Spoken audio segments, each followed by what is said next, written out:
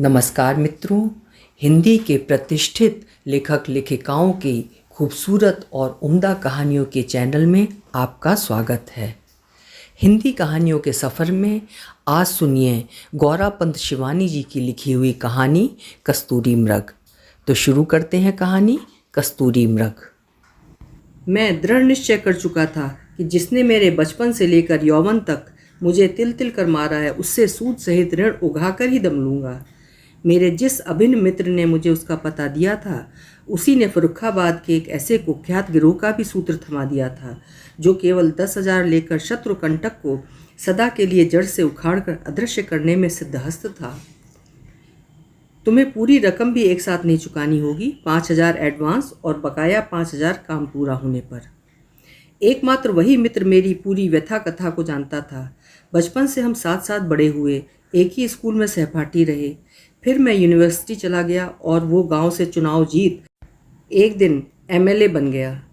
Cocaine और अफीम के व्यापार ने उसे वैभव के जिस तुंग शिखर पर पहुंचा दिया, वहां मैं अपनी इस ऊंची नौकरी के बावजूद आज तक नहीं पहुंच पाया। तुम्हें एक राय दूंगा नन्हे, उसने चलते चलते मुझे एक सीख दी थी। जो हो गया सो हो गया। ऐसी बीसियों कनकें एक दिन तुम्हारे कदम चूमेंगी, क्यों परेशान होते हो? ईश्वर ने तो तुम्हें सब कुछ दिया है। मारो लात इस नौकरी को और विदेश चले जाओ। वहाँ तुम्हारा अतीत तुम्हें डसने नहीं पहुँच पाएगा। कितना भोला था दिनेश। मनुष्य का अतीत क्या कभी उसे छोड़ सकता है? मान लूँ मेरा अतीत मुझे छोड़ भी दे, मैं क्या उसे छोड़ पाऊँगा? नहीं, मैंने कहा था, मैं कहीं चला जाऊँ, बाप की नाक मेरा पीछा करती रहेगी। जीवन की पहली स्मृति मुझे माँ के पीले चेहरे और सूजी निमग्न आँखों की ही है। कभी वो मुझे छाती से चिपटाए सिसक रही हैं और कभी आधी आधी रात को खिड़की खोल अपने उस अलमस्त सहचर की व्यर्थ प्रतीक्षा में खड़ी न जाने क्या बुदबुदा रही हैं। मैं डर कर चादर मुंह तक खींच लेता था, कहीं अम्मा पागल तो नहीं हो रही हैं। पहले तो मेरे पिता घर पर रहते ही बहुत कम थे। कभी कभी जमींदारी संभालने गाँव चले जाते और कभी बनारस। अम्मा मुझे पढ़ाने तक हमारी गाजीपुर वाली कोठी में रहती थी। संगीत प्रेम ने ही हमारे खानदान को हमेशा डुबोया है। मेरे संगीत प्रेमी बाबा ने यह गाजीपुर वाली कोठी अपनी प्रसिद्ध संगीत महफिलों के लिए ही बनाई थी। दूर दूर से ख्याति प्राप्त संगीतज्ञों का नवरात्र पर इसी कोठी में दशहरा दरबार लगता। जिस वर्ष मेरा जन्म हुआ उसी वर्ष मेरे बाबा नहीं रहे। अम्मा बताती थीं कि मृत्यु से पूर्व आखिरी बार बाबा ने वो दशहरा दरबार मनाया था। उसी बार पटना की प्रख्यात गायिका चंद्रावली अपनी किशोरी पौत्री राजेश्वरी को अम्मा की छाती पर मूंग दलने छोड़ गई। सैनिटोरियम से अस्वाभाविक सुर्खी आंखों में जीने की ललक लेकर ही बेचारी अम्मा लौटी थी। उन्हें सैनिटोरियम पहुंचाने भी घोष बाबू ही गए थे और लेने भी वही गए। मेरे पिता को पत्नी के लिए अवकाश ही कब होता था। स्टेशन पर लेने में अकेला ही आया हूँ देखकर एक पल को अम्मा का चेहरा मुरझा गया था। फिर लपक कर उन्होंने मुझे छाती से लगा लिया। माँ की वो विस्मृत परिचित सुगंध मेरे मन प्राण पुलकित कर गई। अम्मा अब मुझे छोड़कर कहीं नहीं जाएंगी। मुझे लगा दुस्साहसी मृत्यु को हम दोनों माँ बेटों ने मिलकर दूर ढकेल दिया है। घर पहुँचते ही अम्मा ने फिर अपनी अस्त व्यस्त गृहस्थी के ओर छोर संभाल लिए थे। स्कूल से लौटता तो देखता भारी भारी बक्से खोल अम्मा एक से एक कीमती रेशमी परिधान, जामेवार शॉल दुशाले, बाबा के हैदराबादी अंगरखे, पिता के रेशमी कुर्ते धूप में सुखा रही हैं। मुझे नेफ्थलिन की गोलियों की वो महक बड़ी अच्छी लगती थी। मैं कभी उठा कर अम्मा की साड़ियाँ सूंघता, कभी लपक कर बाबा का रेशमी अंगरखा पहन उसकी ढीली निर्जीव बाहों में अपने लगभग खो गए हाथों को हिला हिला कर उस हवेली संगीत को दोहराने लगता जिसे अपने सुरीले कंठ से परिवेशित कर मेरे पिता हमारे इसी आंगन की दीवारें कपा देते थे। मालो राग की वो बंदिश आज भी मैं भी कभी कभी अपनी इस जन शून्य कोठी में ठीक वैसे ही दोहरा उठता हूँ। अंतर यही है, तब इस कोठी की दीवारें मेरे पिता के रौबीले कंठ में कांपती थीं, आज स्वयं मैं कांपने लगता हूँ। कभी इसी हवेली में संगीत की प्रस्तुति मेरे पिता के संगीत के जलसे की विशेषता थी। एक से एक परंपरा समृद्ध गायक हमारे गृह के राधा गोविंद मंदिर के प्रांगण में इसी गीत के निवेदन से देखते ही देखते रहस्यमय गांधीर्य का चंदोबा टाँक कर रख देते थे। जय जय लाल गोवर्धन धारी। आज वैसी प्राणवंत अकृत्रिम गायकी के परंपरा समृद्ध गायक कहाँ खो गए, कहाँ विलीन हो गए थे वे परछिन्न कंठ। जनाब गुलाम मोहम्मद मेरे संगीत गुणग्राही पिता के परम मित्रों में से थे। कश्मीर के अतीन्द्रिय वादियों की संगीत शैली के प्रमुख गायक जनाब गुलाम मोहम्मद साहब स्वयं संतूर बजाकर अपना सूफियाना कलाम पेश करते तो मजलिस में आई एक से एक ख्याति प्राप्त पेशेवर गायिकाओं की गर्वोन्नत अहंकारी ग्रीवाएं जैसे कट कट कर जमीन पर बिक जाती। केवल हारमोनियम और करताली के माध्यम से प्रदर्शित छंदबद्ध गायकी में उस दिव्य कंठ के ईर्षणीय ऐश्वर्य की दपदपाहट का झाड़फानूस महफिल के टिमटिमाते दियों को श्रीहीन कर एक ही फूंक में बुझा देता। जैसा ही दृप्त कंठस्वर वैसा ही स्वतः संज्ञान गायकी। बाबा फरीद, बुल्ले शाह की रचनाओं को गाते गाते वे कभी स्वयं रोने लगते। इधर मेरे पिता की रूपसी गोपिकाएं रोते रोते बेदम हो जाती और उधर चिक के पीछे बैठी मेरी अम्मा। बाद में जब एक दिन मैंने अपने बचकाने प्रयास में बुल्ले शाह की वही बंदिश अविकल दोहरा अम्मा को चकित करने की चेष्टा की तो उसने घबरा कर मेरा हाथ थाम लिया। नन्हे, तू तो एकदम अपने बाप पर जा रहा है रे, ऐसा मत होने देना बेटा। वो रोने लगी थी। मैं तो सोच रहा था कि अम्मा मुझे प्रशंसा से विवल हो छाती से लगा लेंगी कि शाबाश बेटे, तेरे पिता ने उस्ताद से गंडा बंधवाया था पर तू तो बिना गंडा बंधवाए उनसे आगे निकल गया। बहुत बाद में समझ में आया कि अम्मा उस दिन क्यों रोई थीं। इसी संगीत प्रेम ने तो हमारे खानदान की लुटिया डुबोई थी। पहले बाबा को अंगली पकड़कर संगीत के अमृत धाम में पहुंचाया, जहां से लौटे तो रक्षिता साथ लगाई। यही मेरे पिता ने किया। अंतर इतना ही था कि वे मेरे बाबा से कुछ समझदार निकले। अपनी प्रिय रक्षिता को वे कभी साथ नहीं लाए। काशी में ही गंगा पार उसके लिए एक आलीशान कोठी बनवा दी। वही था उनका स्थायी निवास। हमारे लिए तो वे जीवन भर दुर्लभ पाहुने ही बने रहे। हमारे गृह का संपूर्ण संचालन घोष बाबू करते थे। उनकी आकस्मिक नियुक्ति भी उनकी संगीत प्रतिभा के बूते ही हुई थी। उनकी शिक्षा तो केवल हाई स्कूल तक ही हुई थी, किंतु उनका संगीत ज्ञान था विशद। उनके पिता राखाल घोष वर्षों तक बड़ौदा महाराज के पेशेदार रहे थे। उनके पुत्र हमारे मैनेजर पंचानन घोष ने दिन रात दरबारी गायकों को सुनते सुनते समझने की योग्यता प्राप्त कर ली थी। आगरा घराने की गायकी, बोल विस्तार, तान प्रकार का व्याकरण कंठस्थ कर वे स्वयं अपनी सुरीली दानेदार तानमाला से श्रोताओं को स्तंभित करने लगे थे। मेरे पिता ने किसी कॉन्फ्रेंस में उनका गाना सुना और साथ ले आए। मेरी नींद बड़े भोर घोष बाबू के मंद्र सप्तक की रियाज से ही टूटती थी। जैसा गरम गला था वैसा ही नरम मिजाज, घोर कृष्णवर्णी अमावसी रंग, गोल मटोल चेहरे पर सब समय लगी अलमस्त दूधिया हंसी और बहुत बड़ी बड़ी लाल डोरीदार आंखें। बातें करने का ढंग भी परिहासपूर्ण। घोष बाबू, आपके घर में और कोई नहीं है? मैंने एक दिन पूछ दिया। अरे, घर ही नहीं है हे बाबा, तो कोई केक कहाँ से होगा?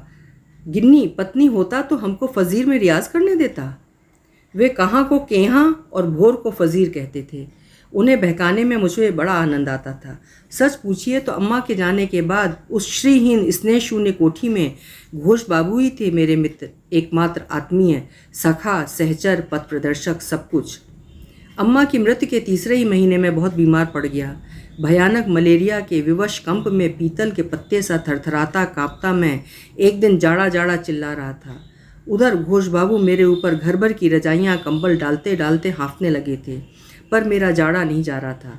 सहसा अपनी मेरु पर्वत सी देह मुझ पर पड़ी रजाइयों के स्तूप पर डाल वे न जाने कब तक मुझे दबाए दुग्गा दुग्गा जपते रहे।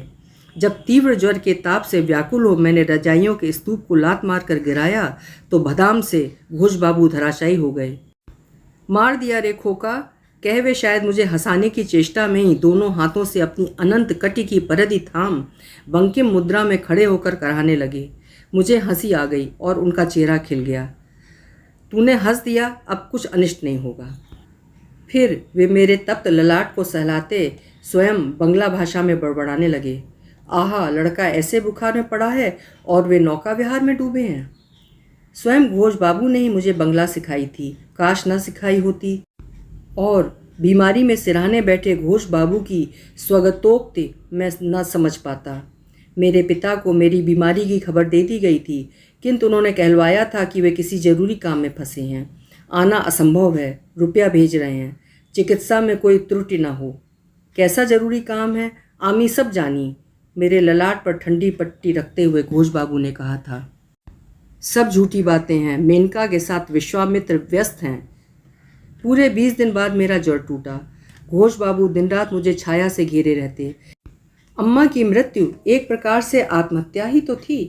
स्वस्थ होकर लौटी बेचारी अम्मा का सुखद प्रत्यावर्तन क्षणस्थायी ही रहा था। थोड़े दिनों तक वे परम उत्साह से अपनी अस्त व्यस्त गृहस्थी संभालने में जुटी रहीं। फिर जब उनके घर लौटने के 2 महीने बाद भी पिताजी उन्हें देखने नहीं आए तो उनका उत्फुल्ल चेहरा फिर मुरझाने लगा। अंडा, फल, दूध सब छोड़ दिया, दवाएं उठाकर फेंक दी। उन्हें पता लग गया था कि पिताजी अपनी नवीन सहचरी को लेकर कश्मीर घूमने गए हैं। अम्मा ने सब रहे सहे हथियार भी डाल दिए। मुझे कभी कभी उन पर बेहद गुस्सा आता। क्यों अपने अधिकारों के लिए नहीं लड़ती? क्यों उस उल्टा का झोंटा पकड़कर बाहर निकालने देती? पिताजी का हाथ पकड़कर यहाँ खींच नहीं लाती?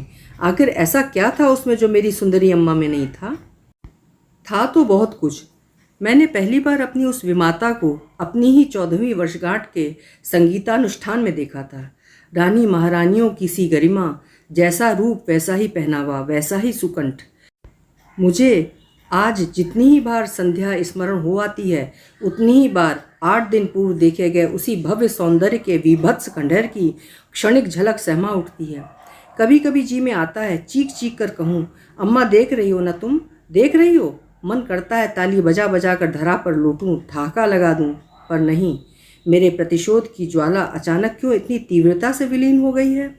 एक भारी बालूचरी साड़ी पहनकर वो दबदब करती सफ़ेद चांदनी के बीचों बीच बैठी थी। गोलाकार घेरे में बैठे साजिंदे बेले जूही का गजरा हाथ में लपेटे आमने सामने विराजमान थे मेरे पिता राय बहादुर इकबाल नारायण बली, जिनके वैभव का सूर्य कभी अस्त नहीं होता था। अब जब कभी ऐसे ही फिल्मी मुजरे का दृश्य देखता हूँ तो उनकी फूहड़ बनावटी सज्जा देखकर हंसी आती है। क्या तब मुजरा ऐसा होता था? इन फिल्मी नकली झाड़ फानूसों की ही भांति इन सिंथेटिक वार वनिताओं के चेहरे भी मुझे निस्तेज लगते हैं। इसमें कोई संदेह नहीं कि तब की खड़ी ठुमरी की पेशेवर गायिका के खड़ी होने की, भाव बतलाने की भंगिमा में भी किसी गृहिणी की सी विनम्र नमनीयता रहती थी। न पहनावे में कोई अश्लील संकेत, न हाव भाव में। साड़ी का आंचल राजेश्वरी बाई ने बड़े कौशल से अपने सुराहीदार ग्रीवा में लपेट लिया था। सहसा पंखे की हवा से आंचल स्वयं ग्रीवा मुक्त होकर उसकी विजय पताका सा लहरा उठा और मैंने अम्मा की पन्ना मोती जड़ी कंठा पहचान ली। मैंने कनखियों से चिक के पीछे बैठी अम्मा का विवर्ण चेहरा भी देख लिया था। पिछले साल ही तो अम्मा की ये कंठी बड़े रहस्यमय ढंग से उनके सेफ से गायब हो गई थी। पूरी कोठी में तहलका मच गया था। मेरे पिता के क्रुद्ध गर्जन तर्जन से घर के नौकर ही नहीं, घोष बाबू भी कांपने लगे थे। मैं एक एक को देख लूँगा, अभी पुलिस को फ़ोन करता हूँ, तुम नमक हरामों की चमड़ी उधेड़ी जाएगी, तभी कबूलोगे हरामजादू।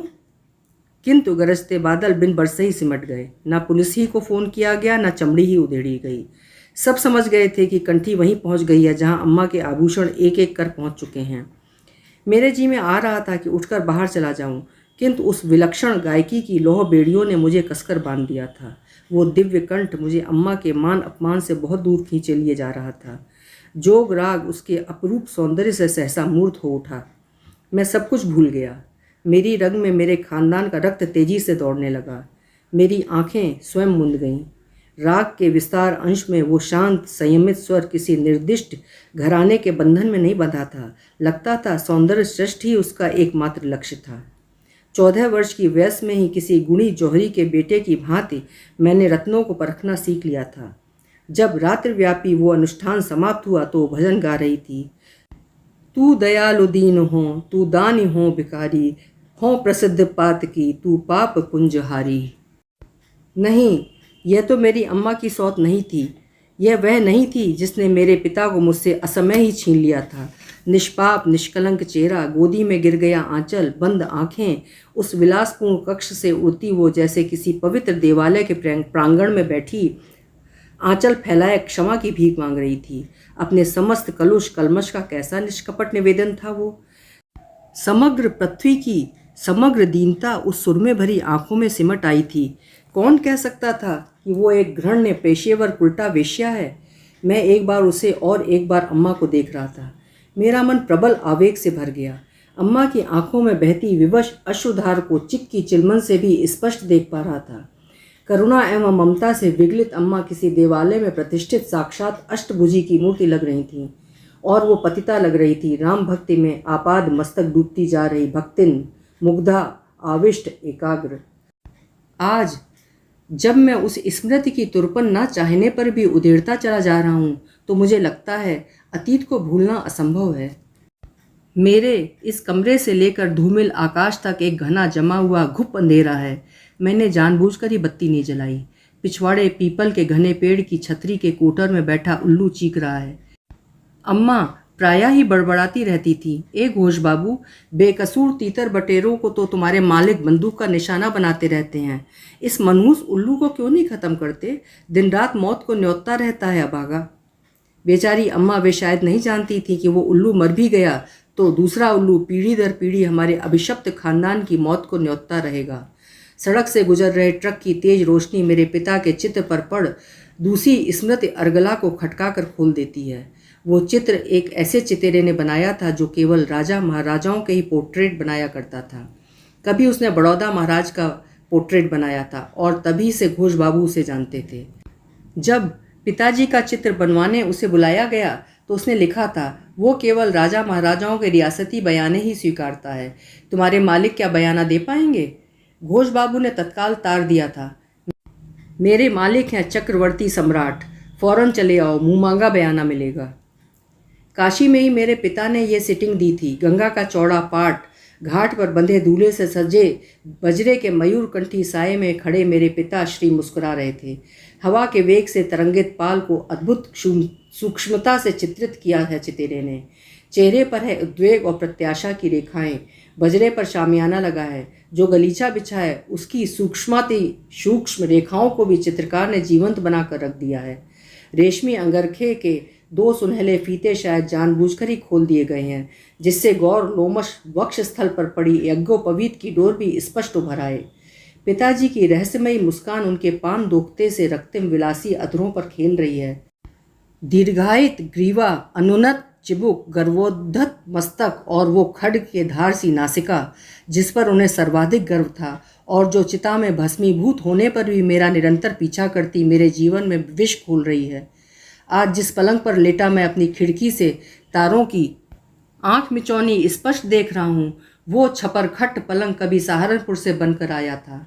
ऊंचे सिरहाने की नक्काशीदार बुनावट अभी भी ज्यों की त्यों धरी है। केवल कई वर्षों से निवाड़ न बिने जाने से वही पर्यक अब हम हैमॉक सा नीचे झूल गया है। पिटकुइयाँ लेट में उसी के सिरहाने लगे बिल्लौरी नन्हे दर्पण में अपना प्रतिबिंब देखता हूँ तो सहम कर फिर सीधा लेट जाता हूँ। कितना बदल गया है मेरा चेहरा, वही चेहरा जिसे कभी हाथों में भरकर कनक ने कहा था, नन्हे मामा तुम्हारा चेहरा कैसा लगता है जानते हो? दादी के ठाकुर द्वारे में लगा राम पंचायत के राम जैसा। दूर दूर के रिश्ते में भी मैं उसका मामा नहीं लगता था, फिर भी वह मुझे मामा कह के पुकारती थी। तू तो बुआ की ननद की लड़की है, फिर मैं तेरा मामा किस रिश्ते से हूँ जी? वाह, हो कैसे नहीं, तुम अम्मा को जीजी कहते हो ना। फिर अम्मा ने भी कहा है कि मैं तुम्हें मामा कह के पुकारूं, पर मैं तो नहीं चाहता तू मुझे मामा कह के पुकारे। तब क्या कह के पुकारूं जी तुम्हें? हाथ की अमिया को दूसरी हथेली पर धरी नमक मिर्च की बुकनी से चाटती अपनी रस लोलुप जिह्वा निकाल कर उसने बड़ी धृष्टता से मुस्कुरा कर मुझसे पूछा था। 16 वर्ष की उस सलोनी किशोरी के उस अर्थपूर्ण प्रश्न ने मेरे संयम का दुर्ग भरभरा कर गिरा दिया। बताऊं? कहकर मैंने उसे लपक कर बाहों में भींच लिया। मैं अपना नवीन रिश्ता स्पष्ट करता, इससे पूर्व ही वो पहाड़ी झरने की सी त्वरित गति से मेरा बाहुबंधन छुड़ा अलोप हो गई। उस क्षणिक मोहक स्पर्श के असह उत्ताप से मेरा सर्वांग दहक उठा। फिर मैं यूनिवर्सिटी चला गया। जब लौटा तो बंधन विहीन मुक्त विहंगम था, न अम्मा, न पिताजी, न घोष बाबू। पिता की छोड़ी गई अगाध संपत्ति और वो निर्जन कोठी जिसकी बीच बीच में देखभाल फूफा जी ही करते रहते। बुआ बहुत पहले ही जा चुकी थी, पर मैंने सोच लिया था अपना भविष्य मैं स्वयं ही बनाऊंगा। एक पल को बाहों में सिमटे अपने सुखद भविष्य की भूमिका तो मैं उसी दिन ही संजो चुका था। जहाँ छुट्टियाँ होती मैं फूफा से मिलने के बहाने उनके गांव चला आता और कहीं ना कहीं कनक को ढूंढ लेता। मुझे दृढ़ विश्वास था कि कनक के माता पिता को कभी कोई आपत्ति नहीं हो सकती। पुत्री के इस अप्रत्याशित सौभाग्य पर उन्हें गर्व ही होगा। मेरे पिता जीवित होते तो वे इस रिश्ते के प्रस्ताव से ही भड़क उठते, किंतु अब तो मैं स्वयं ही अपना भाग्य विधाता था। मेरा खानदान, सुदर्शन व्यक्तित्व, मेरी शिक्षा, किस पर आपत्ति हो सकती थी उन्हें?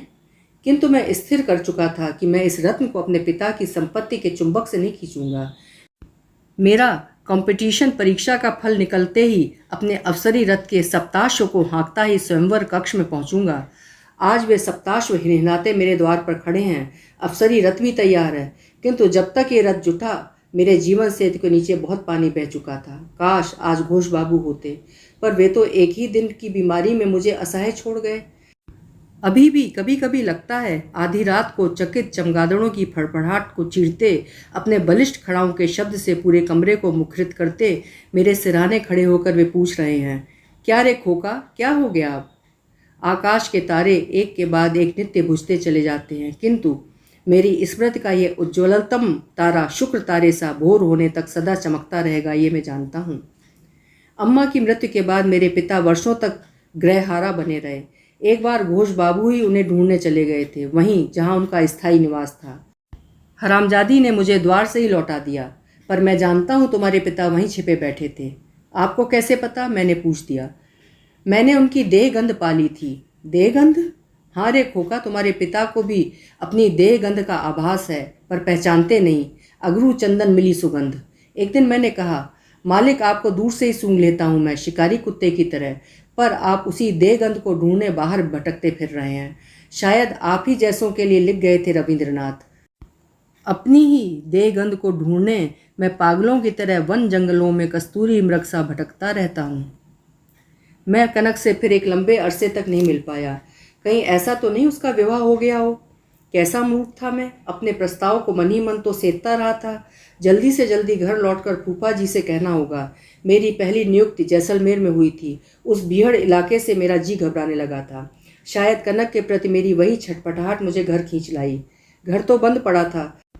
चौकीदार रामधनी ही के पास में अपने बूढ़े अंधे कुत्ते ब्राउनी को भी रखाया था। प्रत्येक माह उसकी खुराकी के लिए अलग पैसे बेचता था।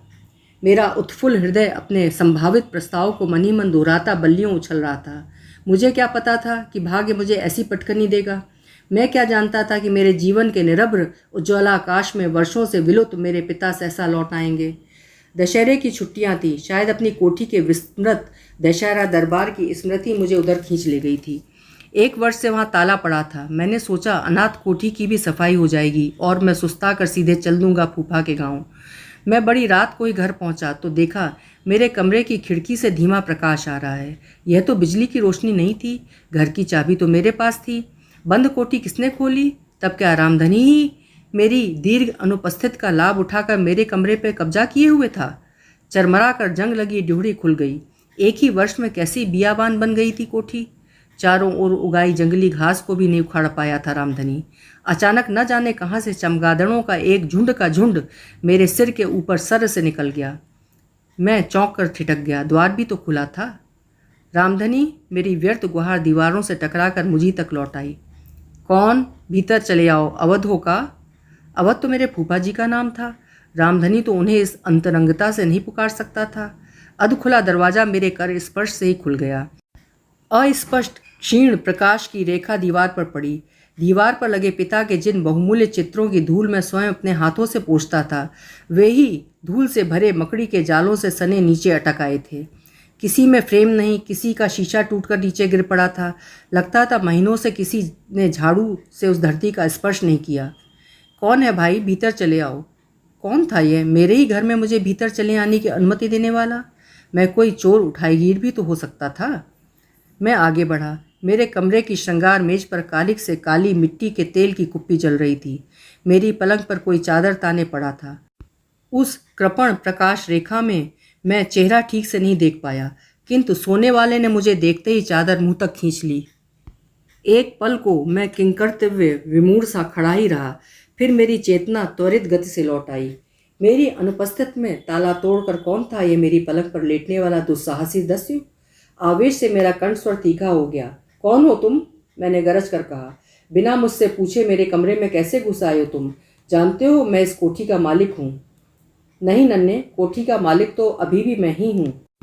मुंह की चादर हट गई और मैं असहाय खड़ा देखता रहा। जीवन में पहली बार मैंने वो चूक की जो आज तक कभी नहीं की थी। आगे बढ़कर अपने जनक के पैर छूना मैं भूल गया। पर मैं क्या सचमुच भूल गया था? मुझे साहस नहीं हुआ। प्रवंचना की अंतिम नियति पराजय ही होती है। ये गहन सत्य उसी दिन समझ में आया। ओफ, आज भी उस निभृत कमरे में मलिन जीर्ण चादर से सहसा निकल आए उस विभत्स चेहरे की स्मृति मुझे कंपा देती है। दोनों आंखों की पलकें झड़ गई थीं। जिन विलासी जुल्फ पट्टियों को दर्पण के सम्मुख खड़े होकर पिता घंटों विदेशी बिलक्रीम की चिकनाई से बिठाते थे, वो सब नियत ने एक ही मूठ में न जाने कब उखाड़ दिए थे। खलवाट पर 3-4 बाल कुश से कांप रहे थे और नाक कैसे बताऊं, केवल 2 कोटर जैसे गहन तिमिराच्छन्न गुहाद्वार हों। दोनों होठों पर थे बड़े बड़े छाले, दंतहीन पोपले मुंह के एकदम भीतर धस गए कपोल और मांसहीन दुबली बाहें। एक विचित्र दुर्गंध सहसा मुझे पीछे धकेल गई। क्या कहीं कोई मरी छिपकली गंधा रही थी? फिर उसी क्षण मैंने दुर्गंध का सूत्र स्वयं पकड़ लिया। अचानक घोष बाबू का अदृश्य छाया प्रेत ही मेरे कानों में फुसफुसाने लगा था। पागल हैया बने बने फिरी आपन गंधे मम कस्तूरी मृग सम। पिता की वही देह गंध अब देह दुर्गंध बन गई है, यह मैं समझ गया। पहले मैं अपने पिता के एकदम बदल गए नक्की स्वर का एक शब्द भी नहीं समझ पाया। फिर उनका प्रत्येक वाक्य मेरे हृदय में भाला घुसेड़ता हुआ मुझे धराशायी कर गया। अपराध भावना निश्चित रूप से मनुष्य को अधिक प्रगल्भ बना देती है। मेरे पिता जो भी कह रहे थे उसमें केवल अपने ही पक्ष में दी गई कैफियत थी। उन दुर्बल दलीलों को मैं सांस रोके सुन रहा था, पर जब उन्होंने मेरी मृत जननी को भी कटघरे में खड़ी कर बुरा भला कहना आरंभ किया तो मैं क्रोध से कांप उठा। मेरी इस हालत के लिए तुम्हारी मूर्खा अम्मा ही दोषी है। वो कायदे की होती तो आज मेरी ये हालत होती। जिसे अपने ही घर में भरपेट भोजन नहीं मिलता, वही भूख लगने पर दूसरों की झूठी पत्तलें चाटने लपकता है। बेजान बीमार वज्र मूर्खा तुम्हारी माँ ने मुझे दिया ही क्या? मेरे मन प्राण संगीत में बसे थे, उसे मेरे संगीत से नफरत थी। मुझे अच्छा पहनना ओढ़ना पसंद था। वो दिन रात गहने कपड़े फेंक कैकई बनी कोप भवन में बिसूरती रहती। मुझे खाने पीने का शौक था, उसे बस मूंग की खिचड़ी पसंद थी। एकदम ठंडी उसी मुर्दा औरत ने आज मेरी ये हालत बनाकर रख दी। चुप करिए, मैं चाहने पर भी उस विभत्स चेहरे की ओर दोबारा आंख नहीं उठा पा रहा था। किसने आपकी ये हालत की? मेरी अम्मा ने या उस बेहया वेश्या ने? छी छी, कैसे निकल गया था ये शब्द मेरी सुसंकृत जिह्वा से। उनकी ऊंची आवाज़ ही शायद रामधनी को वहाँ खींच लाई थी। पिता पुत्र के बीच वो सिर झुकाए सहमा खड़ा था। मैं बाहर आकर अम्मा की उस धूल भरी आराम कुर्सी पर बैठ गया जिसमें उसने अपनी ना जाने कितनी नीरस पति विरहित दोपहरें हम बाप बेटों के मोजे और स्वेटर बिनते बिनते काट दी थीं। उस कमरे की असह्य दुर्गंध से मेरा सिर भन्ना रहा था। साहेब, रामधनी ने डरते डरते कहा, देख तो रही हैं आप, कोड़ फूट गवा है मालिक को। अब हमें छुट्टी दे दी जाए सरकार, अब हम घर जवैया हैं। पूरी रात मैंने उसी कुर्सी पर काट दी। सुबह हुई तो मेरे जी में आया मैं भी रामधनी की भांति किसी से कहूँ, अब हमें छुट्टी दी जाए सरकार, हम घर जवैया हैं। पर अब कहाँ था मेरा घर? बार बार जी में आ रहा था चुपचाप देहरी दोबारा लांघे बिना ही भाग जाऊं, पर उसी दिन समझ में आया कि हिंदू पुत्र के लिए पिता के प्रति कर्तव्य से विमुख होना कितना कठिन है। रात भर बड़बड़ा कर मेरे पिता स्वयं शांत हो गए थे। मैंने एक बार झांक कर देखा, चीकट चादर के जीर्ण नकाब में उन्होंने सिर छिपा लिया था। मैं बाहर निकल गया। गंगा के उस पार गाजीपुर की कुछ बत्तियां अभी भी टिमटिमा रही थीं। सामने मृदुस्वरा गंगा की उफनती तरंगों पर आताब्र सूर्य की अरुण आभा चांदी की मेखला पर जड़े मूंगे सी चमक रही थी। बार बार पिता की हड्डियों भरी देह और सारी देह पर भरे घावों की स्मृति मुझे बेचैन कर उठी। विभत्स हिंस्र हंसी में सिकुड़े उनके छाले भरे होंठ और कुरूप बैठी नाक। हे भगवान, कैसे जाया जा सकता था उन्हें इस असहाय अवस्था में छोड़कर। फिर घावों से उठ रही उस दुर्गंध के भभके की याद मुझे पागल बना गई। उस पर रामधनी बता रहा था, उठ बैठ नहीं सकत हैं अब मालिक, जानवरन से रेगत रेगत झल्लात रहत हैं। ऐसे ऐसे माँ बहनन का न्योतत है सरकार की का बताई। मुला गुस्सा और ऐंठ नाई गई। मेरे आने की खबर पाते ही दूसरे दिन दिनेश अपनी जीभ धड़धड़ाता उपस्थित हो गया। शिष्टतावश वो मेरे पिता को देखने भीतर गया और तत्काल उल्टे पांव लौट आया। एक बात कहूँ नन्हे, बुरा तो नहीं मानोगे? उसने फुसफुसा कर कहा। कहो, इन्हें तुम अब किसी कुष्ठाश्रम में भर्ती करा दो। तुम्हारे हक में भी तो ठीक नहीं है, छुतही बीमारी है। और फिर दिन भर न जाने कितने हितैषी आकर मुझे यही राय दे गए थे। उस राय में स्वयं उनका कितना हित है मैं समझ गया। कोई भी नहीं चाहता था कि ऐसा रोगी वहाँ स्थायी रूप से वास कर पूरे परिवेश को दूषित करे। देखते ही देखते पूरा हफ्ता बीत गया। मैं बरामदे में ही सोता, वहीं मेरा सूटकेस धरा रहता। भीतर जाता भी तो केवल खाना पहुंचाने, यहाँ तक कि अपने ही कमरे से लगे गुसलखाने में नहाने का साहस भी नहीं जुटा पाया। अंगोछा साबुन लेकर गंगा घाट निकल जाता, खाना खाने होटल चला जाता, कभी दिनेश अपने घर खींच ले जाता और मैं पिता के लिए खाना बंधवा लाता। कभी कभार खाना पहुंचाने में देर हो जाती तो देखता वे पूरे कमरे में लोट लोट कर माँ के स्तन को ढूंढ रहे अबोध क्षुधातुर शिशु की ही भांति चीख चीख कर रो रहे हैं। हाय, मुझे भूखा मार दिया कसाईयों ने, कहाँ मर गया हरामजादा रामधनी, लाओ मेरा चाबुक, कहाँ गए सलीम, अनीस, राधे। उनकी व्यर्थ गुहारें कमरे की ऊंची छत से ठकरा टकरा कर दोहराती, कहाँ गए सलीम, अनीस, राधे। कभी मेरे पिता ने ही कमरे की छत दीवारें सैकड़ों रुपया बहाकर ऐसे ही बनवाई थीं कि प्रत्येक गुहार प्रतिध्वनि बनकर गूंजे। आज वही दोहरी गूंज मेरे हृदय का कंटक बन रही थी।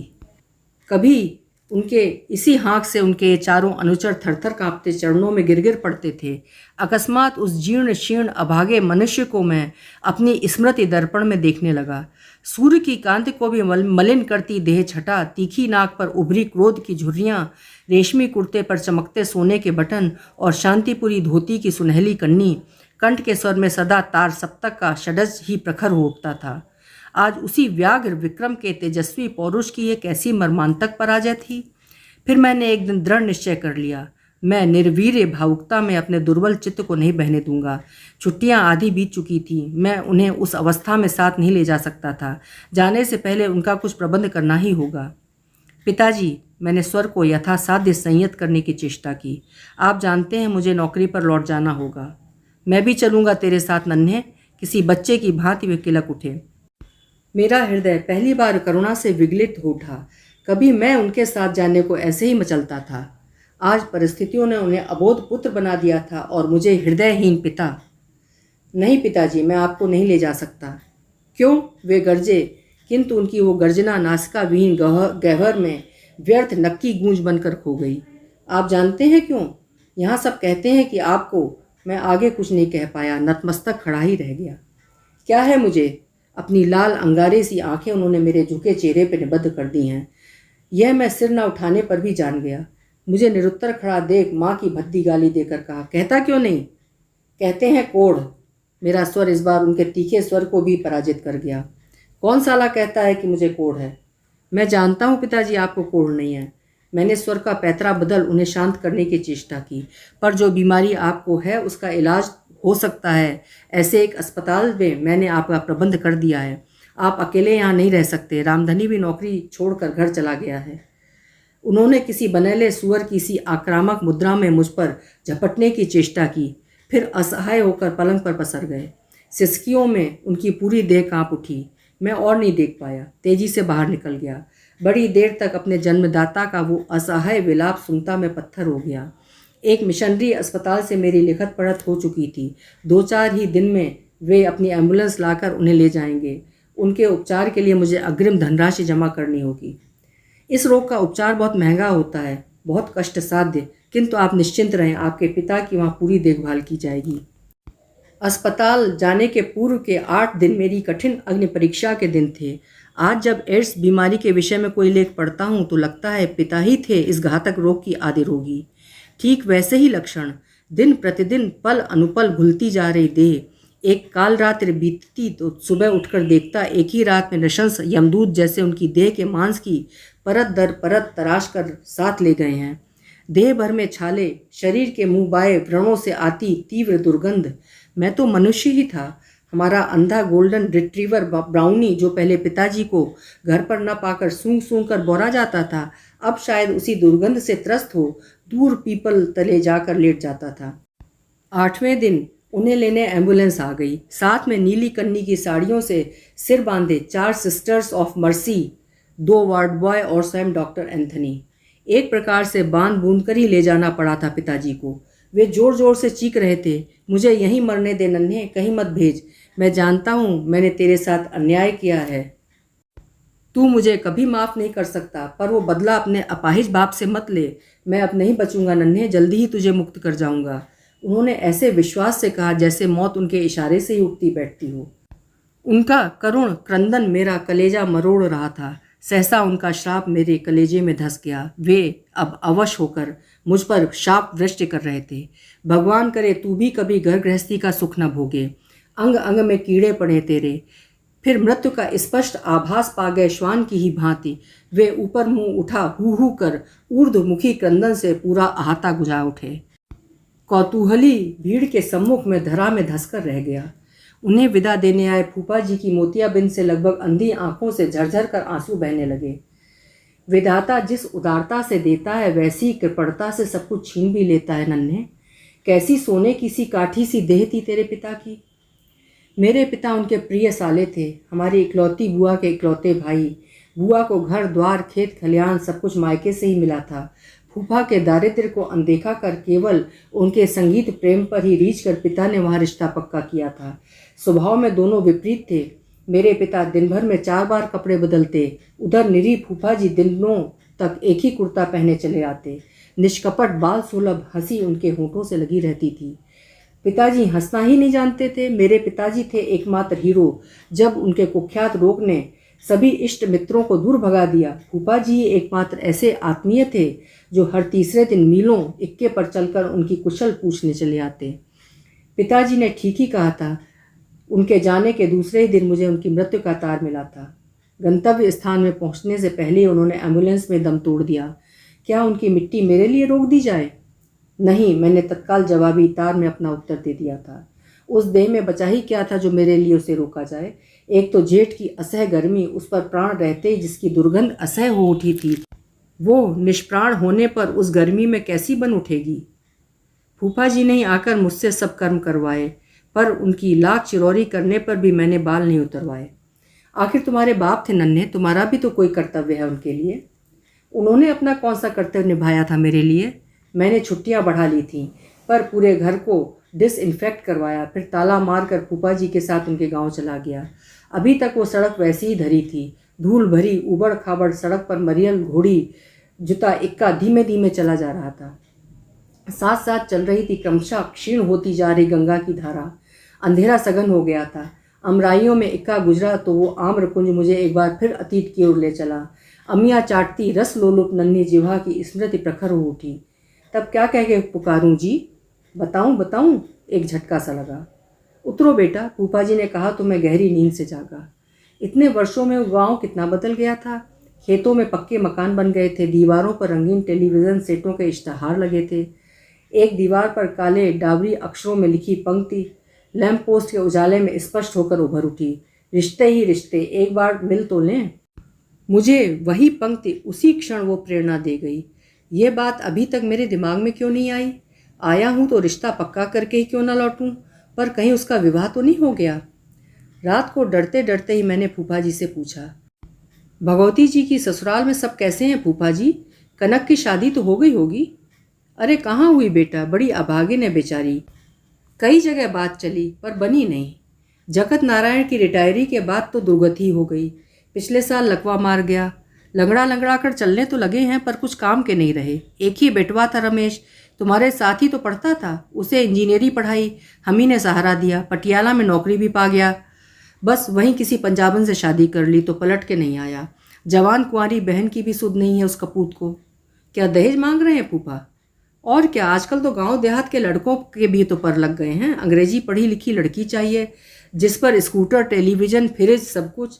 अब तो धोबी हरिजन भी यही सब देने लगे हैं, उस पर मंगली है लड़की।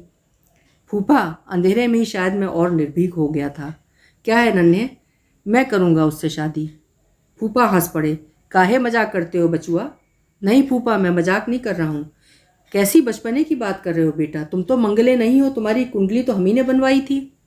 मैं मंगल नहीं मानता फूफा, आप कल ही मेरे साथ चलिए, मैं बात पक्की कराऊंगा। मैं कनक को बचपन से जानता हूँ। सच कहूँ तो मैं बहुत पहले ही निश्चय कर चुका था कि मैं उसी से विवाह करूँ। अभी तो तुमने बाप का मासिक भी नहीं चुकाया नन्हे। फिर जगत पुरानी चाल के आदमी है भी कुछ टेढ़े, शायद राजी नहीं होंगे। मैं बौखला गया। पिता का अहंकारी स्वभाव एक क्षण को मेरी विवेकहीन जिह्वा को प्रगल्भ बना गया। क्यों राजी नहीं होंगे? वे एक साधनहीन अवकाश प्राप्त तहसीलदार ही तो हैं। ऐसे बीसियों तहसीलदार नित्य मेरे चपरासियों की जूतियां चाटते हैं। मैं कुछ नहीं लूँगा, मुझे बस कनक चाहिए। कैसे ऐसी निर्लज्ज ओछी बात मैं कह गया। पिता के घृणित रोग की स्मृति क्या मुझे चेतावनी नहीं दे पाई? एक पल को मैं भूल गया कि समृद्ध वर्तमान अतीत के दारिद्र्य को भले ही पीछे ढकेल दे, अतीत का कलंक बिल्ली की भांति सहज नहीं मरता। ठीक है, आप मत जाइए, मैं अकेले ही चला जाऊंगा। सब कुछ तो मैंने अकेले ही किया है, पढ़ाई, नौकरी, सब कुछ। मैं विवाह भी अकेले ही पक्का कर लूँगा। दूसरे दिन सज धज कर मैं स्वयं वहाँ पहुँच गया। जिसने द्वार खोला उसे देख मेरा कलेजा धड़कता मुंह को आ गया। जैसी कल्पना की थी उससे कहीं अधिक सुंदर। एक पल को मुझे आश्चर्य से देखती रही, फिर वही भुवन मोहिनी हंसी में उसके रसीले अधर फड़क उठे। अरे नन्हे मामा, आप? भगवान के लिए अब तो मुझे मामा कहकर मत पुकार कनक। क्यों? उसकी आंखों में परिहास की सहस्र किरणें एक साथ झरझर झड़ती मुझे मत्त बना गईं। जी में आया वहीं उसे अपनी बाहों में बांध कर कहूँ, बताऊँ बताऊँ? इसीलिए कि मैं आज तुझे मामी बनाने आया हूँ। एक पल को मुझे आश्चर्य से देखती रही, फिर उसका चेहरा लाल पड़ गया। वो त्वरित गति से पलटी। अम्मा, नन्हे मामा आए हैं। अरे आओ आओ नन्हे, तुम तो अब सुना है बहुत बड़े हाकिम बन गए हो। मेरी छाती अहंकार से और चौड़ी हो गई। आंचल से हाथ पोंछ चट भगवती जीजी ने पीढ़ा खींच दिया। अजी सुनते हो, नन्हे आया है, देखो जरा कैसा साहब बन गया है। जगत मोहन जीजा एकदम बुढ़ाई गए थे। घर का धुला पीला पड़ कुर्ता, उड़े उड़े बाल, बार बार नाक पर फिसलती ऐनक। बड़े स्नेह से उन्होंने मेरी कुशलता पूछी। कनक तश्तरी में गुड़ लैया के लड्डू और एक गिलास शरबत रख गई। कितने सलीके वाली हो गई थी कनक। कौन कहेगा वो गांव देहात की लड़की है। प्राइवेट बीए करा दिया है इसे। अब किसी तरह इसके हाथ पीले हो जाते तो हम दोनों परानी गंगा नहा लेते नन्हे। कोई अच्छा लड़का हो तो बताना बेटा। कनक लजाकर भीतर गई तो वो पर्दे की आड़ में खड़ी है, यह मैंने देख लिया। है तो जीजी एक लड़का, मैंने कहा। कौन, क्या करता है? जीजी मेरे पास सरक आई। मैंने हंसकर कहा। क्यों मजाक करते हो नन्हे? जीजा बोले। मैं मजाक नहीं कर रहा जीजा, मुझे कुछ नहीं चाहिए। एक आदर्श विवाह करना चाहता हूँ मैं। जीजा का चेहरा एकाएक गंभीर हो गया। एक क्षण को सुई भी टपकती तो बम का सा धमाका लगती। जीर्ण सिकुड़े पर्दे के औदारे से गौर चरण युगर पर चमकती पायल में स्पष्ट देख रहा था। आप राजी हैं? मेरा कलेजा बुरी तरह धड़क रहा था। नहीं, जीजी का उत्तर जैसे मेरी नंगी पीठ पर चाबुक सा पड़ा। जगमोहन जीजा ने एक दीर्घ श्वास लेकर पत्नी के नकारात्मक उत्तर का मौन समर्थन किया। आखिर क्यों? मंगली है इसलिए? मैं तब भी महामूर्ख बना अपना ही प्रस्ताव दोहराने लगा। मैं ये सब बकवास नहीं मानता, मैंने फिर दृढ़ स्वर में कहा। तुम मानो ना मानो, हम उसे जानबूझकर कुएं में नहीं धकेल सकते। मैं इस आकस्मिक व्यवहार परिवर्तन से विमूढ़ बन गया। अभी अभी तो दोनों मुझे पान के पत्ते सा फेर रहे थे। मैं तो सोच रहा था जीजा मुझे बाहों में भरकर कहेंगे, तुमने हमें उबार लिया नन्हे। क्यों, क्या आप मुझे कनक के योग्य नहीं समझते? मैंने हंसने की व्यर्थ चेष्टा कर अपने स्वर को यथासंभव विनम्र बनाने की चेष्टा की। नहीं, उस दृढ़ स्वर में कहीं भी नमनीयता नहीं थी। आखिर कौन सी कमी है मुझ में? मैं अब अपना आपा खो बैठा था। न मैं सिगरेट छूता हूँ न शराब। पिताजी की जायदाद का एकमात्र वारिस हूँ। कोठी है, खेत है, फिर देश की सबसे बड़ी नौकरी है मेरे पास। बस चुप रहो नन्हे, हमारा मुंह मत खुलवाओ। नहीं, बताना ही पड़ेगा आपको। मैं क्रुद्ध उत्तेजना में तनकर वहीं खड़ा हो गया। तब सुनो, जिसका बाप जिंदगी भर वेश्या के कोठे पर डेरा डाले रहा, सड़ सड़ कर कुत्ते की मौत मरा, उसके बेटवा को हम क्या कोई भी बिटिया नहीं देगा। सहसा पिता का एम्बुलेंस से शरबिद्ध करता श्राप मुझे एक बार फिर अवश्य बना गया। भगवान करे तू कभी घर गृहस्थी का सुख न भोगे, अंग अंग में कीड़े पड़े तेरे। मेरा समस्त अहंकार, ओहदे का मद, पिता के वैभव का गुमान, सब कुछ जीजी के कर्कश वाक प्रवाह में तिनके सा बह गया। किसी ने कड़कड़ाती माघी विभावरी में मुझ पर जैसे घड़ों ठंडा पानी डाल दिया था। मैं तेजी से बाहर निकल गया। मुझे देखते ही शायद फूफा सब समझ गए। उन्होंने मुझसे एक शब्द भी नहीं पूछा। मैं भूखा ही सो गया। सुबह फूफा सो ही रहे थे कि मैं निकल गया। अपनी उस श्रीहीन अट्टालिका में क्या फिर मुझे अशरीरी प्रेत छायाएं घर कर बैठ गईं? बदला ले ले खोका, कभी घोष बाबू कानों के पास आकर कहते, हरामजादी को छोड़ना मत। कभी लगता अम्मा सिरहाने बैठकर निशब्द रो रही हैं। सब मेरे मन का वहम था, कहीं भी तो कोई नहीं था। सुबह उठा तो प्रतिहिंसा के उद्दाम लपटें मुझे झुलसाने लगीं। तीसरे दिन अचानक दिनेश आ गया। ना जाने किस झोंक में मैं उसे अपने अपमान की बात बता गया। जी में आ रहा है दिनेश, अभी जाकर उस बेहया का गला टीप दूँ। उसी ने मेरे पिताजी की यह दुर्गत की, मेरी अम्मा को मौत के मुंह में ढकेला और आज मेरी ज़िंदगी में भी जहर घोल गई। क्या अधिकार है उसे जीने का? दिनेश तो नित्य ही ऐसे छोटे मोटे बदले लेने का आदी था। उसी ने फिर मेरा सारा भावी कार्यक्रम बना दिया। बस तुम जाकर एक बार दूर से ही वो जगह देख इतना पता लगाओ कि ससुरी जिंदा है या नहीं। कहीं ऐसा ना हो कि मरे सांप को मारकर ही अनवर तुमसे पैसे वसूल ले। वही देखने में गया था। अब सोचता हूँ क्यों गया मैं। भले ही मरे सांप पर ही लाठी ठकठका कर अनवर मुझसे रुपए वसूल लेता। पहुँचते पहुँचते उस दिन भी रात हो गई थी। एक खूसट से कुर्रम ने ही अता पता बताकर कहा था, मैं ले चलूँगा सरकार। राजेश्वरी बाई की इकलौती बेटी वृंदा की दुकान पर बैठती है। अब लाखों में एक है मालिक। पर पता पूछकर मैं अकेला ही चला गया था। सघन आम्र कुंज से घिरी आलीशान हवेली का दूधिया गुंबद दूर से चमक रहा था। दर्शनीय उद्यान के बीच एक संगमरमरी बेंच पर बैठा नेपाली दरबान हाथ की खैनी मलता बढ़ाया। राजेश्वरी बाई हैं क्या? जी हाँ, पर वे अब तो किसी से मिलती नहीं। वृंदा बेबी से मिलना है क्या? वो अर्थपूर्ण कुटिल दृश्य से मुझे देखकर मुस्कुराया। हाँ, आप बैठे, मैं खबर कराऊं। अभी रियाज कर रही हैं, टोकने पर नाराज होती हैं। ठीक है, उन्हें रियाज करने दो। हमें तो राजेश्वरी बाई से मिलना था, फिर कभी आएंगे। नहीं नहीं, आप बैठे सरकार, हम अभी कहकर आते हैं। कह देना, हम 1 मिनट मिलकर ही चले जाएंगे। उसने फिर आश्चर्य से देखा। यहाँ के अतिथि शायद 1 मिनट मिलकर ही नहीं जाते थे। मैं बेंच पर बैठ गया। द्वार खुलते ही रियाज का मधुर स्वर बाहर तक चला आया। भोपाली के विलंबित ख्याल का ये अपूर्व रियाज कौन कोकिल कंठी कर रही थी? सहसा राग विस्तार के बीच रियाज करने वाली पंचम से शुद्ध गांधार में ऐसी पटियसी कौशल से उतरी कि लगा शुद्ध कल्याण का आंचल थाम रही है। यही तो मेरे पिता भी किया करते थे। ऐसे ही चतुर नट के कौशल से वे मीड़ों की डोर थाम शाखा मृग से एक राग से दूसरे राग की शाखा प्रशाखा पर कूदते श्रोताओं को मुग्ध कर देते थे।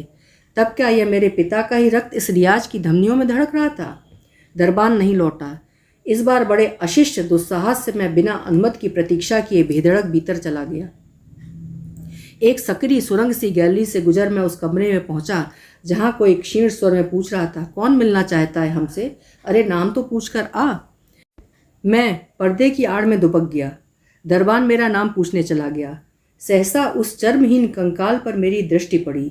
सींग से पतले किसी पोलियोग्रस्त बालक के से अवश हाथों को छाती पर धरे वो कराह उठी। अरे वृंदा, देख तो कौन आया है बाहर।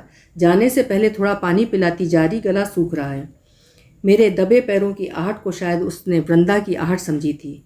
अपने पपड़ी पड़े तृषार्त अधरों पर जीभ फेरती वो जिस असहायता से मेज पर सामने धरा गिलास टटोलने लगी, उसे देख मैं समझ गया वो दृष्टिहीन है।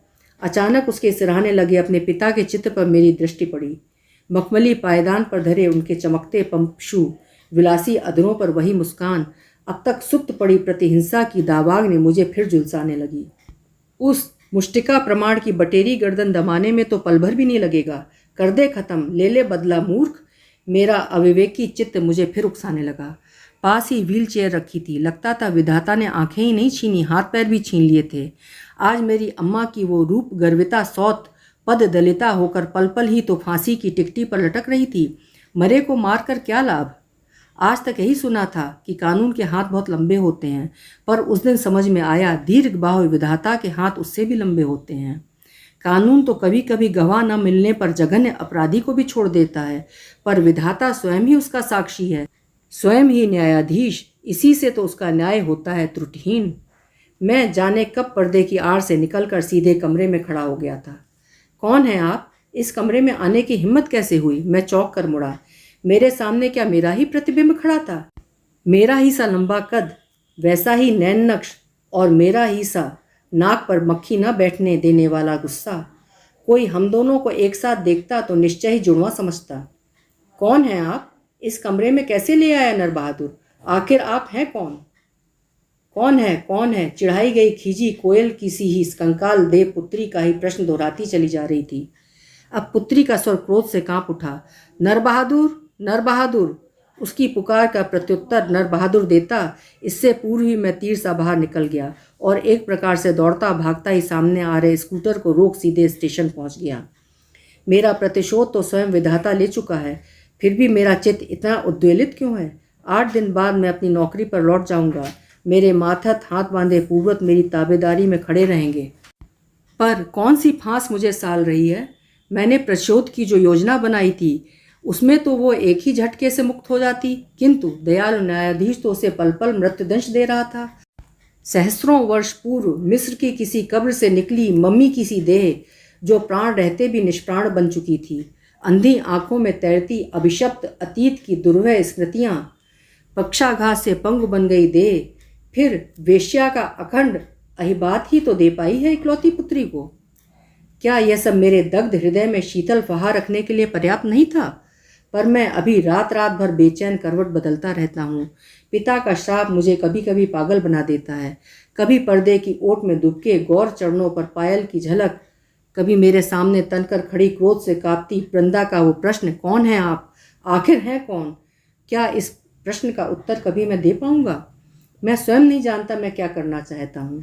कभी कभी लगता है घोष बाबू जो पंक्ति कभी मेरे पिता के लिए दोहराते थे, वही आज मेरी भी नियति बन गई है। पागल हैया बने बने फिरी आपन गंधे मम, कस्तूरी मृग मम। अभी आप सुन रहे थे गौरा पंचशिवानी जी की लिखी हुई कहानी कस्तूरी मृग। ये कहानी उनकी एक प्रसिद्ध कहानी है। आशा करती हूँ कहानी आपको भी पसंद आई होगी। फिर मिलेंगे किसी सुंदर कहानी के साथ। आपका समय शुभ हो, मंगलमय हो, आनंदमय हो।